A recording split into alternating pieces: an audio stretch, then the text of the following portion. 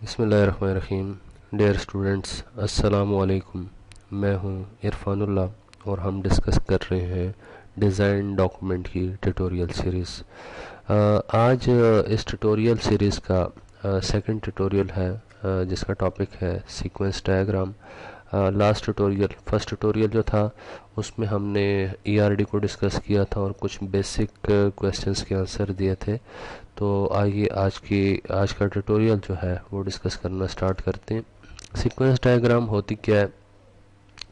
These diagrams illustrate how objects interact with each other and emphasize time ordering of messages by showing object interaction arranged in time sequence. ठीक है जी, ये diagram आपको जाहिर करती हैं कि ऑब्जेक्ट्स में कितनी इंटरेक्शन है। ठीक है, उसकी ऑर्डरिंग कैसे है, मैसेज कैसे फॉलो हो रहा है, कहाँ से कहाँ जा रहा है। ठीक है, और इनको हम यूज़ कर सकते हैं मॉडल में, मॉडल सिंपल सीक्वेंशियल फ्लो में, ब्रांचिंग में इस्तेमाल कर सकते हैं, इटरेशन में इस्तेमाल कर सकते हैं, रिकर्शन में इस्तेमाल कर सकते हैं और कंकरेंसी में इस्तेमाल कर सकते हैं।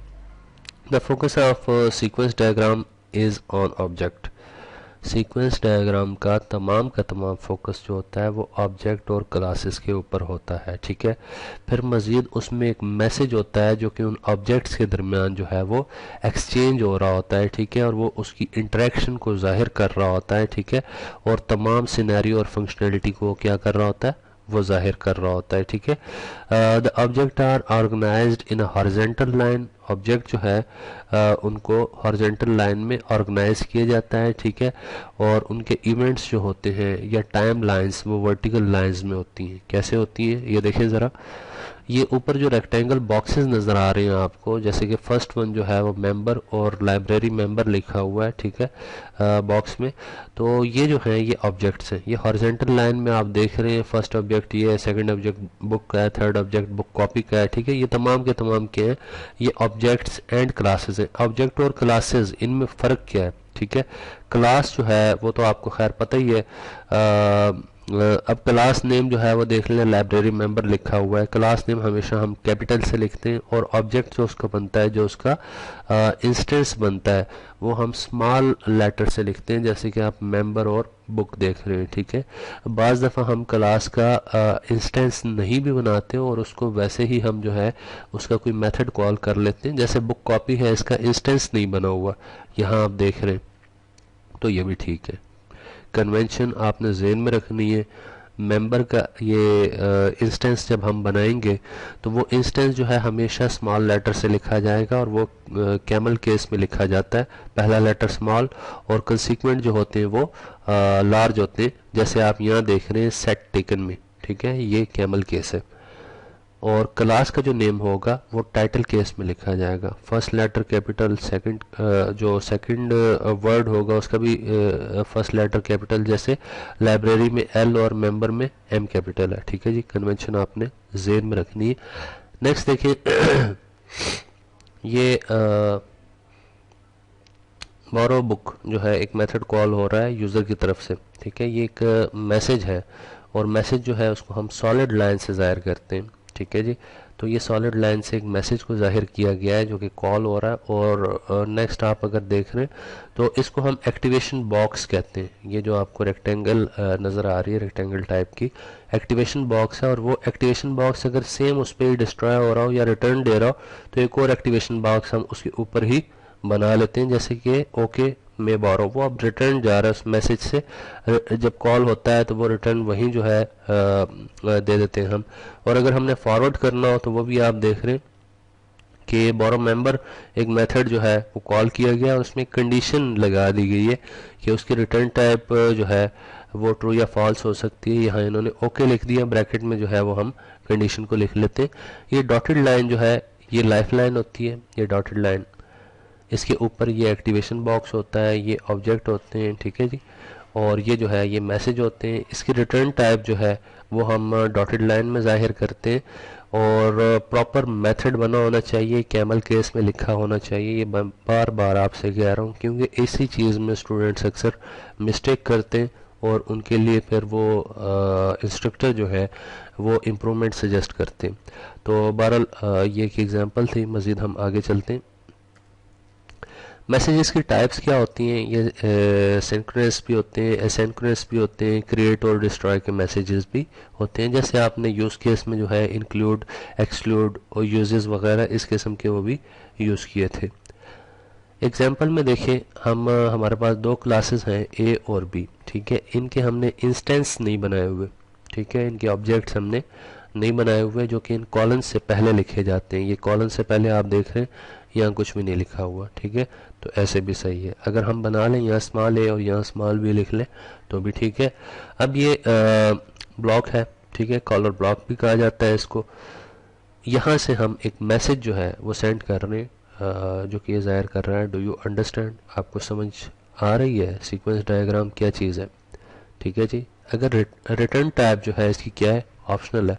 अब रिटर्न टाइप डेफिनेटली मैं ट्यूटोरियल के ज़रिए मैं आपको बता रहा हूँ, तो रिटर्न जो है वो आप इस ट्यूटोरियल में तो नहीं दे सकते, लेकिन कमेंट्स में ज़रूर लिख सकते हैं।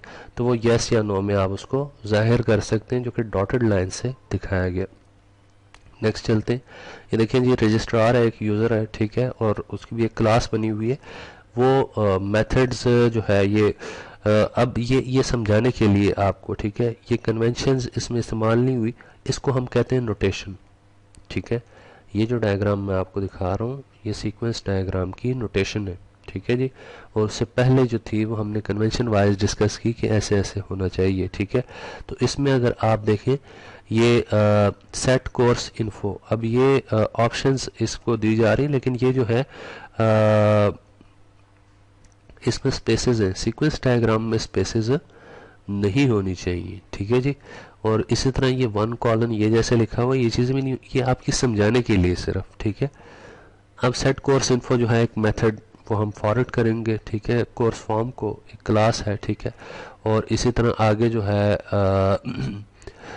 सर्कुलम मैनेजर है उसकी एक क्लास है, ठीक है, उसमें हम कोर्स ऐड करेंगे और कोर्स जो है वो मैनेजर जो होगा वो कोर्स क्रिएट करेगा, ठीक है, कोई भी कोर्स होगा और उसको वो क्रिएट करेगा, ठीक है।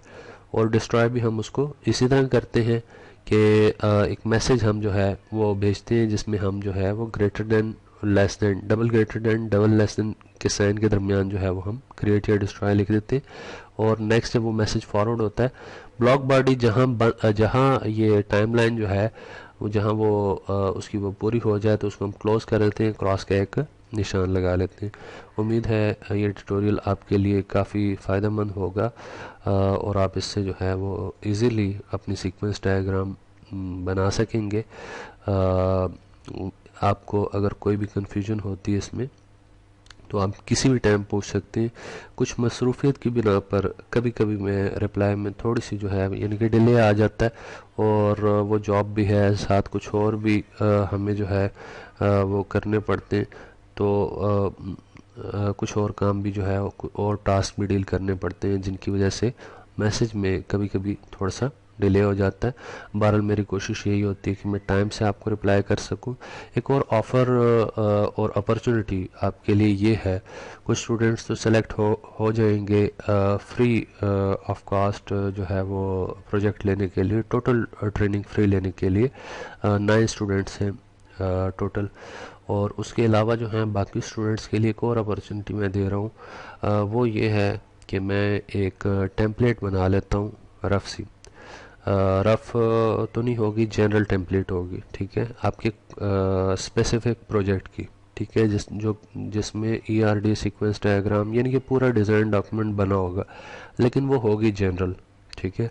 आप वो जनरल टेम्पलेट लेके उसको मॉडिफाई कर सकते हैं।